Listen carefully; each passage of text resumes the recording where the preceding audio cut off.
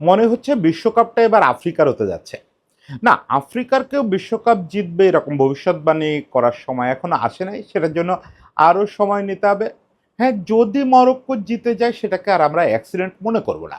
কিন্তু বিশ্বকাপ জেতা বা না জেতা কথা না। মূল ব্যাপারটা হচ্ছে এক ঝাঁক আফ্রিকান দেশ এবার বিশ্বকাপে প্রতাপ দেখাচ্ছে। এবার বিশ্বকাপ খেলতে আসছে ১০টা দেশ, তার মধ্যে ৩টা দেশ মোটামুটি সেকেন্ড রাউন্ডে যাওয়া প্রায় কনফার্ম করে ফেলছে। এই সংখ্যাটা বেড়ে ৫-এ পরিণত হতে পারে। গাণিতিক সমীকরণ বলতেছে যে খুব সম্ভব যে ৫টা দল নকআউট পর্বে যাবে। এটা তো আগে কখনো ঘটে নাই।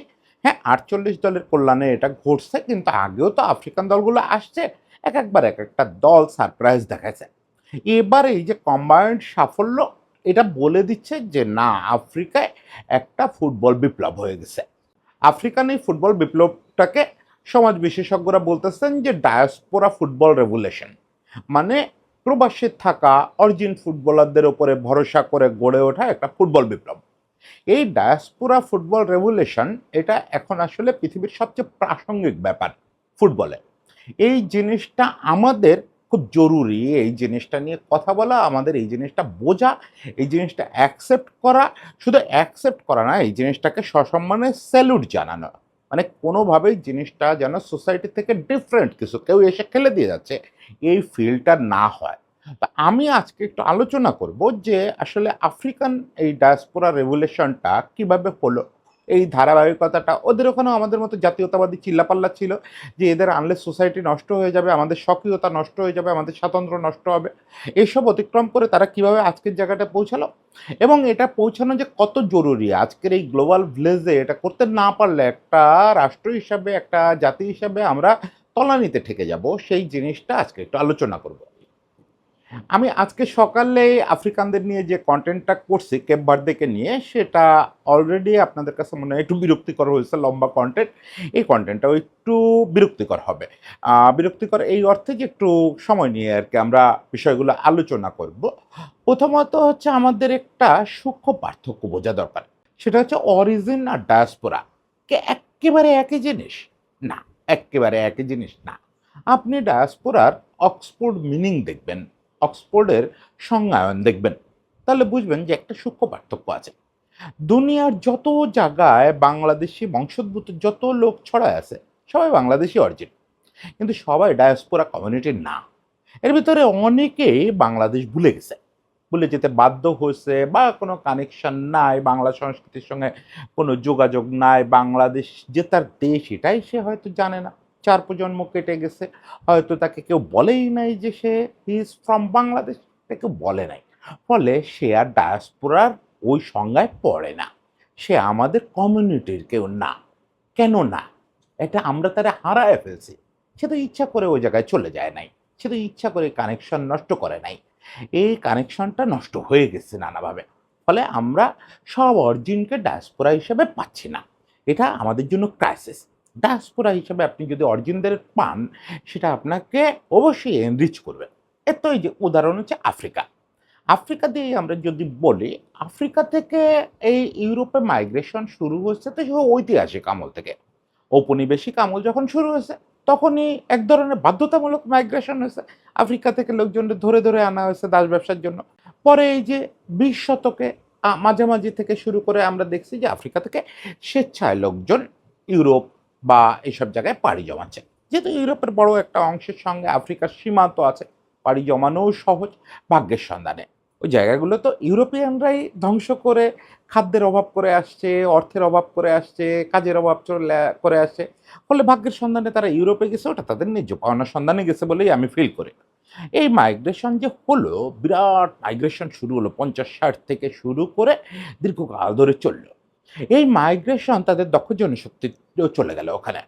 ইউরোপ এবারও এদের ইউজ করলো, কোনো কোনো দেশ একটু বিপাকে পড়লো যে লোক ভারী হয়ে যাচ্ছে, বেশি হয়ে যাচ্ছে, কিন্তু মূলত ইউজ করলো, এদের জনশক্তি হিসাবে ইউজ করলো, জনশক্তি হিসাবে এদের ইউজ করলো। এখন বিনিময়ে আফ্রিকান কান্ট্রিগুলো তো কিছু পাইলো না। মানে এদের যে এন্ড রেজাল্ট, এদের যে এন্ড আউটপুট, পুরোটাই তো ইউরোপ ভোগ করতেছে। কিন্তু একটা সময় এসে আফ্রিকান ফুটবল দলগুলো আবিষ্কার করলো যে আমরা তো চাইলে আমাদের যে ছেলেটা ইউরোপে ক্লাব ফুটবল মাতাচ্ছে, সে আমাদের পতাকার হয়ে খেলতে পারে তো। কিছু কিছু লোক এই ধারণা নিয়ে সামনে আসলেন। মূলত এই জায়গাটায় গ্রাউন্ড ব্রেক করলেন জর্জ উইয়া, লাইবেরিয়ার। জর্জ উইয়া ব্যালন্ডিয়র জয়ী ফুটবলার, তখন ইউরোপের সেরা ফুটবলার, অ্যাকচুয়ালি প্রথম আফ্রিকান সুপারস্টার, দুনিয়াতে প্রথম আফ্রিকান বড় সুপারস্টার। হ্যাঁ, ইউসোবিয়র এথনিক পরিচয় যদি আপনি মাথায় না রাখেন, পেলের এথনিক পরিচয় যদি আপনি মাথায় না রাখেন, ওই উৎস সন্ধান করলে তো আপনি আবার দেখবেন যে এই লাতিন আমেরিকা এবং ইউরোপের বড় অংশের জনগোষ্ঠীর এথনিক পরিচয় হচ্ছে আফ্রিকান। সেটা আর বলতেছি না, আমি মাইগ্রেটেড জনগোষ্ঠীর কথা যদি ভাবি, তাহলে ওইয়া প্রথম গ্লোবাল সুপারস্টার আফ্রিকার। উইয়া লাইবেরিয়ার হয়ে খেললেন। এই ট্রেন্ডে আরও কিছু খেলোয়াড় বিভিন্ন দলের হয়ে খেলা শুরু করলো। কিন্তু মুশকিলটা হলো কি, ওখানেও তো আমরা, আফ্রিকায়ও আমরা, এশিয়ায়ও আমরা, ইউরোপেও আমরা, সব জায়গায় আমরা, আমাদের মতো ইগোওয়ালা মানুষ, যারা জাতীয়তাটারে খুব ছোট্ট একটা ব্যারিয়ারের মধ্যে আটকে রাখতে চায়। এইটুকু একটা মানচিত্র, তার উপরে একটা পতাকা আর একটা পাসপোর্ট, এই হচ্ছে জাতীয়তা। জাতীয়তা হচ্ছে ব্রডার জিনিস। কিন্তু তারা বলল না, ও তো দেশে থাকে না, ও তো দেশকে মন করে না, ওর কাছে তো আমার দেশের পাসপোর্ট নেই, ও তো ইসের ব্রিটিশ পাসপোর্ট হোল্ড করে, ও তো আমার পতাকার নিচে রোজ এসে গান গায় না, তাহলে ও কেন লাইবেরিয়ান হবে? এই প্রশ্ন সারা জায়গায় উঠতে শুরু করলো, সেনেগালে উঠতে শুরু করলো, বিভিন্ন জায়গায়। এই প্রশ্নের সুরাহা করতে সমাজতাত্ত্বিকরা যথেষ্ট হেল্প করলেন ফুটবলারদের, ফুটবলকে, যে না, এটা আসলে সংজ্ঞায়ন না।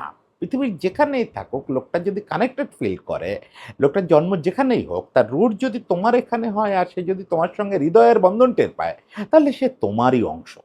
সে তোমাদের লোক এভাবে ভাবো না, তোমার অংশ আসলে সে। ফলে ন্যাশনাল টিম বা ন্যাশনাল ফ্ল্যাগ, এগুলোর উপরে তোমারও যতটুকু অধিকার, তার অধিকার 1 ইঞ্চিও কম না। তাকে খেলতে দাও, সে যদি যোগ্য হয় সে খেলবে। এই জিনিসটায় ফিফাও হাত মেলালো। আমরা দেখলাম ফিফা এই গ্লোবাল ভিলেজ এই সময়টাকে ধারণ করার জন্য 90 থেকে এই 2020 পর্যন্ত কয়েক দফা তার এই কোন দেশের হয়ে খেলার যোগ্যতা কি হবে এই আইনগুলোতে পরিবর্তন আনছে। সর্বশেষ যে আইনগুলো আসছে সেটা হচ্ছে বয়সভিত্তিক দলের হয়ে আপনি কিছু ম্যাচ খেলে ফেললেও আপনি আবার সুইচ করতে পারবেন। আবার আপনি কোন লেভেলে খেলতেছেন, কি ক্যাপ পাইছেন, এগুলো বিবেচনা করে সুইচ করার যোগ্যতাও থাকবে। মানে আপনার একবারেই চয়েস করে ফেলতে হবে যে আমি যেখানে থাকি, যেখানে জন্মেছি এখানেই খেলতে হবে, তা না। ওই যে one nation, one team, one passport, এই ধারণা ফিফাও আর রাখলো না। তাতে সুবিধাটা হলো যেটা, যে আফ্রিকান দলগুলো তারা আসলে ডায়াসপোরা নির্ভর টিমই বানানো শুরু করলো। আলজেরিয়া, মিশর, এরকম টিমগুলো শুরু করলো। সেনেগাল, আমরা দেখলাম দ্রগবারা প্রচণ্ডভাবে উঠে আসতেছে, সাদিও মানেরা প্রচণ্ডভাবে উঠে আসতেছে, কিন্তু সাস্টেনেবল হচ্ছিল না। এই প্রজেক্টগুলো সাস্টেনেবল হচ্ছিল না। একটা দুটো আসরে ভালো করতেছে তারা, একটা দুটো সময় ভালো করতেছে, আবার ফল করতেছে। মানে ডায়াসপোরার এই যে ইউজটা, এটার ইউজ হলো এই সময়, কিন্তু ডায়াসপোরা কানেক্টেড হলো না। আমি যেটা বলতেছি, ডায়াসপোরা সোসাইটিকে আমাদের এক্সটেন্ডেড অংশ ভাবতে হবে প্রত্যেকটা দেশকে, সেটা হচ্ছে না। হচ্ছে না বলে এই রেজাল্টটা ফ্লাকচুয়েট করতেছে। ওরা তো ওরা, আমরা তো আমরা, এই যে ব্যাপারটা থেকে যাচ্ছে। দ্রগবার কথায় গৃহযুদ্ধ থামতেছে, কিন্তু দ্রগবাকে এন্ড অফ দ্য ডে ওরা ইউরোপিয়ান ভাবতেছে মনে মনে। দ্রগবা আসে, এসে খেলে, এই জিনিসটা ওদের জাতিগতভাবে একটু ডিফারেন্ট মনে হয়। ঠিক এই মুহূর্তে বাংলাদেশের যে অবস্থা, হামজা, সমিত, সোম, ফাহমিদুল, এদের, মানে ওরা আমাদের হয়ে যখন গোলটা করে আমরা সেলিব্রেট করি, কিন্তু ওদের ব্যর্থতাটার সময় মনে হয় যে ওরা আইসে, ওরা, আমরা, এই ব্যাপারটা রয়ে যাচ্ছে। ব্যাপারটা যতক্ষণ থাকবে ততক্ষণ আপনি ডায়াসপোরা কমিউনিটিকে আপনার ইন্টারনাল পার্ট হিসাবে পাবেন না, আপনার নিজস্ব অংশ হিসাবে পাবেন না। এই জায়গাটায় মরক্কো একটা রেভলিউশন করলো।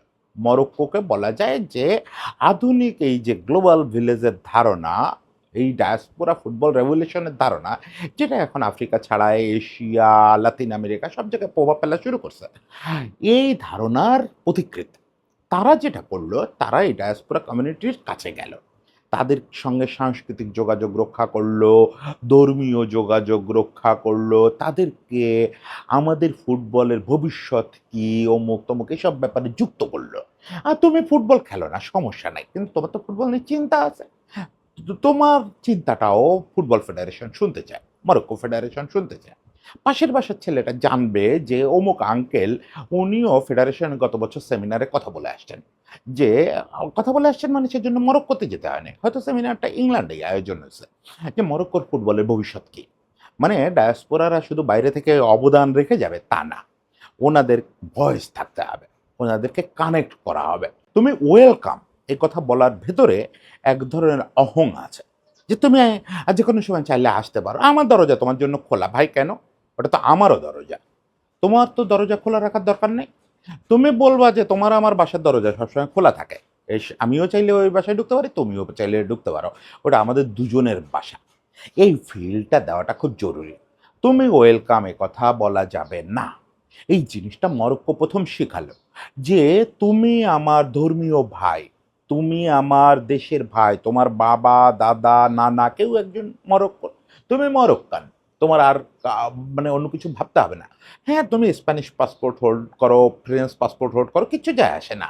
তুমি সগর্বে নিজেকে স্প্যানিশ বলে ঘোষণা দাও। আমরা কেউ আপত্তি করব না। কিন্তু এটাও মাথায় রেখো যে তুমি মরক্কান স্প্যানিশ। এটাও মাথায় রেখো তুমি মরক্কান ফ্রেঞ্চ।" এই যে মানবিক জায়গা, ইমোশনের জায়গা, কানেকশনের জায়গা, তাদের অংশগ্রহণের জায়গা, এই জায়গাগুলো নিশ্চিত করার পরেই আসলে মরক্কো এই রেভলিউশনের আউটপুটটা পাইছে। আজকে মরক্কোর দেখাদেখি কিন্তু একই রকম পথে হাঁটতেছে অনেকগুলো দেশ। আপনি এবার যারা বিশ্বকাপ খেলতেছে, আলজেরিয়া আর্জেন্টিনার বিপক্ষে বড় ব্যবধানে হারছে বলে তাদের ছোট ভাবেন না? মরক্কোর পরেই সবচেয়ে ভালো র‍্যাংকড টিম তারা। একমাত্র কেপ ভার্দে ছাড়া সবাই মোটামুটি ডায়াসপোরাকে ইউজ করতেছে না আর কেউ। কেপ ভার্দের ব্যাপারটা এখনো বাংলাদেশের স্তরে আটকে আছে। এটা নিয়ে সকালে আমি কথা বলছি। বাকিদের আসলে ডায়াসপোরারা ওই কমিউনিটির পার্ট হয়ে গেছে। এটা একদম এসে খেলে যায় এই ফিলটা আর নাই। হ্যাঁ, প্র্যাকটিক্যালি তো এসে খেলেই যেতে হবে। সে তো আর মরক্কান লিগে খেলতেছে না। সে তো খেলতেছে ইপিএল। ফলে এসে খেলে যায়। এটা ঠিক। কিন্তু ফিলটা যেন না থাকে। এখন ডায়াসপোরা কমিউনিটিকে আপনি কেন উৎসাহিত করবেন? শুধু ইউজ করার জন্য? ফুটবলে ভালো করার জন্য? এটাও হতে পারে না। সেটা যদি হয় তাহলে মহাবিপদ। দেখেন ইউজ করা পারফরম্যান্সের জন্য ২ দিন পরে লাতিন আমেরিকারও ডায়াসপোরা কমিউনিটিকে দরকার হবে। এটা আপনার কাছে আপাতত অবিশ্বাস্য মনে হতে পারে যে লাতিন আমেরিকা নিজে হচ্ছে ফুটবলের সবচেয়ে বড় এক্সপোর্টার। তারা কেন ডায়াসপোরা কমিউনিটির দিকে ঝুঁকবে? আমি আপনাকে একটা সিম্পল কথা বলি। হিগুয়েইন আর্জেন্টিনার ইতিহাসে ২য় মাত্র ব্যক্তি ছিল যে আর্জেন্টিনার জার্সি পড়ছে কিন্তু বিদেশে জন্মাইছে। আর এখন জাতীয় দলের ৫০ জনের সেটআপে অন্তত ৫ টা ছেলে আছে যাদের জন্ম দেশের বাইরে। স্পেনে বা ফ্রান্সে এসব জায়গায়। বুঝতেছেন কিরকম ডেমোগ্রাফিক চেঞ্জটা হচ্ছে? এখন আর্জেন্টাইন একটু সমর্থ যেসব পরিবার, তাদের পরিবারগুলো তো মাইগ্রেট করতেছে। ইতালিতে মাইগ্রেট করতেছে, ফ্রান্সে করতেছে, স্পেনে করতেছে। এসব জায়গায় যখন তাদের পুরনো সম্পর্ক চলে যাচ্ছে। গিয়ে ওখানে অর্থনৈতিকভাবে প্রতিষ্ঠিত হচ্ছে। তাদের বাচ্চারা তো ফুটবলিং ক্যাপাসিটিতে ওই আর্জেন্টাইন যোগ্যতা নিয়েই জন্মাচ্ছে। এবং ফুটবলে খুব দ্রুত স্থানীয় একাডেমিতে ভালো করতেছে। আর্জেন্টিনা তারা মিস করবে? যে তোর ছেলের জন্ম স্পেনে বলে ওরে আমি নিব না। আজকে আ এই যে নিকো পাস, ওর জন্ম তো ইয়েতে কোথায়? ভ্যালেন্সিয়ায় সম্ভবত। মানে স্পেনের কোনো এক শহরে। পাবলো পাস যেখানে থাকেন। পাবলো পাস তো আর্জেন্টিনায় থাকেনও না। এখন তাহলে নিকো পাসরে নিবে না? একসময় কিন্তু আর্জেন্টিনা এই ঘাড়তাড়ামি করছে। এর চেয়ে বাজে ঘাড়তাড়ামি করছে। ডায়াসপোরা বাদ দেন, প্রবাসীদেরই দলে নিত না। সেটা সকালে কনটেন্টেও এক লাইন বলছি। যে ১৯৫০ থেকে ১৯৭০ পর্যন্ত আর্জেন্টিনা বিশ্বের সেরা ফুটবলিং নেশন হওয়ার পরেও কোথাও কোনো অর্জনও ছিল না, বিশ্ব মানচিত্রে কোনো অবস্থানও ছিল না। কেন? ওই সময় স্বৈরশাসকরা ঘোষণা দিল যে যারা বিদেশে থাকে, বিদেশে লিগ খেলে তারা কেউ জাতীয় দলের হয়ে খেলতে পারবে না। কি ভয়ংকর ব্যাপার! কি ভয়ংকর ব্যাপার! এটার ফলে কি হলো? তখনকার ওই সময়ের সেরা ২ ফুটবলার বিশ্বের আ ধরেন ওই সময়ের মেসি, রোনালদো ২ টাই আর্জেন্টাইন। ওমর শিবারি আর ডি স্টেফানো। ২ জনই ব্যালন ডি'র জেতা খেলোয়াড়। ২ জন ইতিহাসের সর্বকালের সেরা ২ খেলোয়াড়। ২ জন কোনোদিন আর্জেন্টিনা ন্যাশনাল টিমে সেভাবে পায় নাই। ওমর শিবারি একদমই পান নাই। কয়টা ম্যাচ খেলছেন। ডি স্টেফানো কয়টা ম্যাচ খেলছেন। এটা বললাম একদম টপ বেস্টদের কথা। এরকম শত, শত আর্জেন্টাইন ফুটবলার কোনোদিন দেশে খেলার সুযোগই পায় নাই। তারা কিন্তু ডায়াসপোরা ছিল না। তারা শুধু প্রবাসে থাকে কেন? আর্জেন্টিনারও এই দিন আসতেছে। ব্রাজিলেরও এই দিন আসবে যখন তাদের ডায়াসপোরা কমিউনিটিকেও ওয়েলকাম করতে হবে। কিন্তু ওয়েলকাম শব্দটা ওই যে আবারও বলি ওয়েলকাম শব্দটাই বিপদের মূল। কারণ ওয়েলকাম যখনই আপনি করতে যাবেন তখন পার্সোনাল ডিসিশন ফ্লাকচুয়েট করবে। কেউ ব্যাপারটারে ভালোভাবে নেবে, কেউ ভালোভাবে নেবে না। যে আমি তো তোমার বাড়ি বেড়াতে আসিনি। আমি আমার টিমে খেলতে আসছি। ওয়েলকাম করতে আসছো কেন আমারে? আমারে বলো তোমার কি, কি সমস্যা? আমি সলভ করতে পারি কিনা দেখি। আলোচনা করতে হবে, তাকে টিমের অংশ হিসাবে ভাবতে হবে। এই জিনিসটা করতে পারলে আমাদের ফুটবল তো এনরিচ হবেই। কিন্তু সেটাই শেষ কথা হবে না। ডায়াসপোরা কমিউনিটি ফুটবলের সমস্যার শেষ সমাধান না। দারুণ সমাধান কিন্তু শেষ সমাধান না। কারণ ডায়াসপোরা কমিউনিটির যদি শেষ সমাধান হয় তাহলে আবার ওই যে আপনার আলজেরিয়া বা এদের মতো ফ্লাকচুয়েশন করবে। আপনার মরক্কোর দিকে যদি তাকান, মরক্কো মডেল তো এখন সবচেয়ে আলোচিত মডেল। মরক্কো কিন্তু পাশাপাশি তাদের স্থানীয় ফুটবলেরও দারুণ ডেভেলপমেন্ট করছে। প্রদেশে ন্যাশনাল হাই পারফরম্যান্স ইনস্টিটিউট, তাদের লিগের মান বাড়ানোর জন্য লিগে প্রচুর বিদেশি খেলোয়াড় আনা, ইউরোপের খেলোয়াড়দের লিগে আসার ব্যবস্থা করা, বিদেশি কোচদের বিভিন্ন স্তরে রাখার ব্যবস্থা করা, ফান্ডিং করা, লিগে নানা রকম করতেছে। লিগ শক্তিশালী হচ্ছে। এখন দেখা গেল যে এরকম একটা সময় আসলো ২ বছর পরে যে সব পজিশনে ডায়াসপোরাদের মধ্যে খুব ভালো খেলোয়াড় পাওয়া যাচ্ছে, লেফট ব্যাক নাই। লেফট ব্যাক তো লোকাল লিগ থেকে নিতে হবে।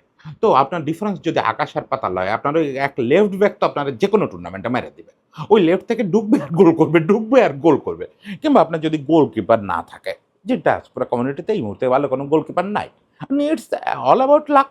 যেহেতু আপনার ওটা নিজস্ব আ জায়গা না, ওখানে তো আপনার এখান থেকে লোকজন যাচ্ছে বা গেছে, তাদের একটা আউটপুট পাচ্ছেন। হ্যাঁ, আপনার এই মুহূর্তে কোনো ইন্টারন্যাশনাল গোলকিপার নাই। আপনার লোকাল ফুটবল থেকে নিতে হবে। তার মান যদি হয় Mitul Marma versus Emi Martinez, তাইলে তো হবে না। তাইলে আপনার ওইটা ক্লোজ করতে হবে। দিনকে দিন ডায়াসপোরারা পারফর্ম করে যাবে, ডায়াসপোরাদের ভরসায় আপনি আগাতে থাকবেন, তারা আপনাকে করে দিবে, ব্রেক থ্রুটা এনে দিবে, কিন্তু আপনার ওই ডিফারেন্সটা কমাতে থাকতে হবে। ডিফারেন্সটা কমাতে থাকতে হবে। প্রতিযোগিতার মান এরকম হবে, কে ডায়াসপোরা, কে লোকাল, এই ডিফারেন্স আপনি করতে পারবেন না। মানে সেই একটা সময় আসবে যখন টিম সিলেকশনের জন্য আপনি আর সে কোথায় খেলতেছে, কোন দলের হয়ে খেলতেছে, তার জন্ম কোথায়, কিছু আর দেখবেন না। আপনি যিনি টিম সিলেকশন করবেন, হেড কোচ, তিনি এটা খোঁজও নিবেন না যে কোথায়, ও কোথাকার খেলোয়াড়, কোন ক্লাবে খেলে, কোন দেশে জন্ম, এটা তিনি জানবেনও না। হয়তো জানবেন কিন্তু গুরুত্ব দিয়ে ভাববেন না। সেরকম একটা সময়ে আসলে এই সাস্টেনেবল ডেভেলপমেন্টটা হবে। মরক্কো সেই জায়গাটা প্রায় পৌঁছায় গেছে। আগামী বিশ্বকাপেই দেখবেন আপনি, এখন তো মনে হচ্ছে মরক্কো পুরো ডায়াসপোরা অধ্যুষিত। আগামী বিশ্বকাপে আমি ভবিষ্যৎবাণী করে রাখি, মরক্কো টিমে ৪-৫ টা দেখবেন আবার লোকাল লিগের খেলোয়াড় যোগ হয়ে গেছে। এইটাই হচ্ছে মরক্কোর বিউটিটা, যেটা মরক্কো মডেল। মরক্কো ডায়াসপোরাদের সর্বোচ্চ সম্মান দিচ্ছে। ডায়াসপোরাদের নিজেদের অংশ করতেছে। ইভেন এমনও হচ্ছে মরক্কো লিগে ১টা-২টো এরকম ঘটনা ঘটা শুরু করছে যে ইউরোপে জন্ম নিয়েছে, ইউরোপিয়ান কোনো একাডেমিতে বড় হয়ে উঠছে, এখন মরক্কো লিগে খেলতেছে সে। কারণ সে দেখতেছে ইউরোপে সে যে স্ট্যান্ডার্ড টিমে খেলতে পারে তার চেয়ে মরক্কো লিগ বেটার। এখন এই জায়গাটায় সবাইকে যেতে হবে। আর্জেন্টিনা, ব্রাজিল, আফ্রিকা তো অলরেডি শুরু করলো রেভলিউশন। আফ্রিকা এটা সুফলও পাবে। আমি ওই যে বলি, স্বপ্ন দেখি যে একদিন বিশ্বকাপটা লাতিন আমেরিকা আর ইউরোপের বাইরে বেরোবে। অবশ্যই সেটা বাইরে বেরোলে ১ম ভ্রমণে যেতে হবে আফ্রিকায়। এই জায়গাটা অলরেডি এশিয়ায়ও শুরু হয়ে গেছে। এশিয়ায় সবাই ডায়াসপোরা ফুটবলারদের দিকে ব্যাপক ঝুঁকতেছে। এশিয়ায় অবশ্য একটা জিনিস হচ্ছে যেটা ফিফাও পছন্দ করে না, কিন্তু ফিফা একটা প্রভিশন দিয়ে রাখছে, সেটা সুযোগ নিয়ে ন্যাচারালাইজেশনের যোগটা বেড়ে গেছে। সিঙ্গাপুর, শ্রীলঙ্কা এসব টিম যেটা করতেছে, তাদের সঙ্গে হয়তো অরিজিন কোনো যোগাযোগই নেই। কোনোভাবেই সিঙ্গাপুরের সঙ্গে কোনো সম্পর্ক নাই ওই ফুটবলারের। পিওর অস্ট্রেলিয়ান, কিন্তু সে সিঙ্গাপুর লিগে তারা এনে খেলাচ্ছে ভর্তুকি দিয়ে, রাষ্ট্রীয়ভাবে তার বেতন দেওয়া হচ্ছে, দিয়ে আল্টিমেটলি শর্ত পূরণ করায় তারা সিঙ্গাপুরের জার্সি পরায় দেওয়া হচ্ছে। It's a bad practice. এটা আমার কাছে মনে হয় যে আইনের একটা সুযোগ নেওয়া।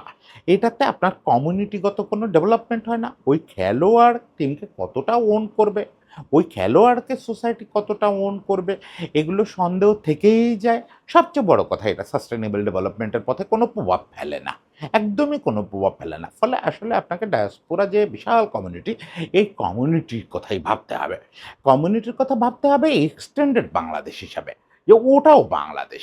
নিউ ইয়র্কে ওই যে আজকে কমেন্টে কেউ একজন জানাচ্ছেন জায়গাটার নাম জ্যাকসন হাইটস। জ্যাকসন হাইটস মোটেও বিদেশ না। জ্যাকসন হাইটসে যারা থাকে ওরা বাংলাদেশেই আছে। তারা পরিস্থিতির কারণে আপাতত আমেরিকার একটা জায়গা আছে। কিন্তু ওরা পুরোপুরি বাংলাদেশী। এই জিনিসটা আপনাকে স্বীকার করতে হবে। এটা আপনাকে কালচারালি এবং রাষ্ট্রীয়ভাবে আরেক স্তর উপরে তুলে নিয়ে যাবে। ফুটবল তখন আপনার মনে হবে যে এই যে ডায়াসপোরা মুভমেন্ট এটার একটা পার্ট টুল মাত্র। কারণ কি? কারণ একটা সোসাইটির মানবিক হয়ে ওঠা, কল্যাণমুখী হয়ে ওঠার খুব বড় শর্ত হচ্ছে তার বহুজাতিক হয়ে ওঠা। দেখেন, মানে একটা লোক নিউ ইয়র্কে বসে যত সহজে নিজেকে মেক্সিকান আমেরিকান বলতে পারে বা ইন্ডিয়ান আমেরিকান বলতে পারে বা ঘানাইয়ান আমেরিকান বলতে পারে, তত সহজে কি ঢাকায় বসে কেউ নিজেকে গুজরাটি বাংলাদেশি বলতে পারে বা লাহোরের বাংলাদেশি বলতে পারে? পারে না। আমাদের সোসাইটিতে ওই অ্যাকসেপ্টেন্স নাই। কিন্তু ওনারা তো আছেন, এই সোসাইটিতেই আছেন। বিভিন্ন জায়গার এই উপমহাদেশের বিভিন্ন জায়গার লোকেরা বাংলাদেশে আছেন। কিন্তু তাদেরকে আমরা ওই অ্যাক্সেসিবিলিটি দিচ্ছি না যে তারা তাদের এথনিক পরিচয় বা পূর্ব পরিচয়, শেকড়ের পরিচয় সবই বাংলাদেশী বলে নিজেদের দাবি করবে। এখন আমরা আমাদের সোসাইটিকে ওই বহুজাতিক করতে না পারলে কি হবে? আমাদের পরিচয়টাও আবার বাইরে থাকা আমাদের লোকগুলো দিতে পারবে না। আমাদের ওটাও মানতে হবে, এটাও মানতে হবে যে একটা লোক যেরকম ঢাকায় বসে নিজেকে করাচির বা পাঠান বাংলাদেশী বলতে পারবে, গুজরাটি বাংলাদেশী বলতে পারবে, সেরকম লন্ডনে বসে একটা লোক বলতে পারবে যে আমি ব্রিটিশ বাংলাদেশী। এই দুটো জিনিসই যখন প্রাইড হবে তখন সত্যি, সত্যি আমরা বহুজাতিক হয়ে উঠব। স্বার্থগত অর্থও আছে এর। স্বার্থগত অর্থ এক তো বাংলাদেশের মতো দেশ, আমাদের ব্যাকবোনই হচ্ছে প্রবাসীদের পাঠানো রেমিটেন্স। আমাদের যদি প্রবাসীরা এক মুহূর্ত পাশে না থাকে, পরের দিন থেকে দুর্ভিক্ষ শুরু হয়ে যাবে না? সেটা তো একটা আছেই। এছাড়াও এই ডায়াসপোরা কমিউনিটি যত বেশি আমরা নিজেদের হয়ে যাবে, বাংলাদেশের হয়ে যাবে, তত বেশি আমরা অর্থনৈতিকভাবে, জ্ঞানে, বিজ্ঞানে, খেলাধুলায় আরও বেশি গ্লোবাল হয়ে উঠব। আমাদের কানেকশন তত বেশি বাড়বে। বাংলাদেশ তার আরও বেশি ছড়ায় যাবে। বাংলাদেশ শুধু এই দক্ষিণ এশিয়ার বঙ্গোপসাগরের কূলে থাকা একটা দেশ হয়ে থাকবে না। বাংলাদেশ পৃথিবীর বিভিন্ন অংশে বিভিন্ন সুযোগ সুবিধা সমৃদ্ধ একটা দেশে পরিণত হবে। যে লোকটা মেলবোর্নের ডেকিন ইউনিভার্সিটির একটা বিভাগে পড়াচ্ছেন, ওই বিভাগের ডিন, সেই লোকটা যখন বাংলাদেশী হিসাবে নিজেকে শতভাগ গ্রহণ করবেন, তখন তার মেধাটাও তো বাংলাদেশী। তার মেধার সুফল পাওয়াটা বড় কথা না। আবারও বলি, স্বার্থ নিয়ে ভাববেন না। সে তার যে উত্তরাধিকার, এই উত্তরাধিকার তো বাংলাদেশীদের মধ্যে ছড়ায় দেবে। এই যে বাংলাদেশ থেকে প্রতিনিয়ত ছেলেপেলেরা ওখানে যাচ্ছে পড়াশোনা করতে, তারা তো একজন বাংলাদেশি স্যারের কাছেই পড়বে। এই ব্যাপারগুলো একটা রাষ্ট্রকে অনেক বড় করে তোলে। আয়তনে ছোট থেকেও কেপভার্দের মতো মিরপুরের আয়তনের একটা দেশ কখনো কখনো রাশিয়ার চেয়ে বড় আয়তনের হয়ে যায়। সেটা শুধুমাত্র তার এই নেটওয়ার্কিং এবং এই যে আজকের গ্লোবাল অ্যাকসেপ্টেন্স, সবাইকে অ্যাকসেপ্ট করে নেওয়ার মানসিকতা থেকে। এবং এই জিনিসটার শুরুর দারুণ পয়েন্ট হচ্ছে, এবং এখন পৃথিবীর ট্রেন্ডই হচ্ছে তাই, স্পোর্টস সেই জায়গায় সেরা অস্ত্র হচ্ছে ফুটবল। আপনি যদি ফুটবল ডায়াসপোরাকে পুরোপুরি ইন্টিগ্রেটেড করতে পারেন, সমস্ত প্রবাসীকে নিজের বলে ভাবতে পারেন, কোনো রকম ইগো পেটের মধ্যে না রাখেন, তাহলে আপনি আসলে বিশ্ব দুয়ার থেকে প্রবেশ করবেন। বিশ্বের যে গ্লোবাল যে ডোর, এই ডোরটা আপনার জন্য খুলে যাবে। সেরকম একটা দিনের অপেক্ষায় থাকলাম যে আমাদের টিমটাও ডায়াসপোরা লোকাল আর কোনো ব্যাপার থাকবে না। আমরা কল্পনাই করতে পারবো না কে ডায়াসপোরা আর কে লোকাল। সেরকম একটা দিন আমরা সত্যিই ওই বিশ্বমঞ্চে গিয়ে কথা বলার যোগ্যতা অর্জন করতে পারবো। সবার জন্য শুভেচ্ছা, সবার জন্য ভালোবাসা।